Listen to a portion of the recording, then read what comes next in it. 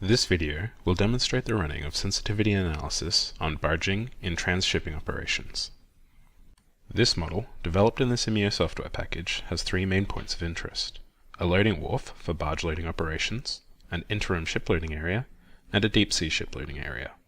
The purpose of this model is to test the effect of the interim loading area for initial ship loading on annual throughput. Ships are loaded one at a time. Additional ships will queue until any earlier ship has completed its load and departed.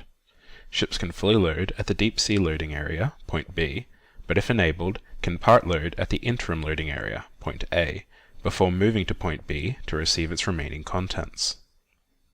Tides constrain the movement of barges out of the canal, with loaded barges requiring more depth than returning empty barges. Similarly, ships departing the interim load area, point A, require enough tidal clearance in the seaway to advance to point B. To test the effect of the interim loading area, the loading area can be enabled and disabled to test scenarios with and without it. Other parameters that can be changed for testing include the number of available barges, the speed at which barges load and unload, the pre- and post-load delay times, and the amounts to load at each stage. This facility view allows us to ensure the operation is running appropriately. For more in-depth testing, the use of Simio's batch experimenter allows us to change properties over multiple scenarios and replicate runs to capture system variability.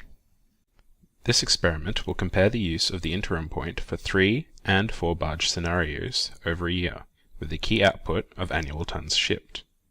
Once the experiment runs are completed, the outputs are graphed automatically. These cases show a gain in approximately 1 to 2 million tons per annum by using the interim load point for initial ship loading. By modeling high-level systems in Simio, we can better design and develop systems to surpass targets and maximize potential.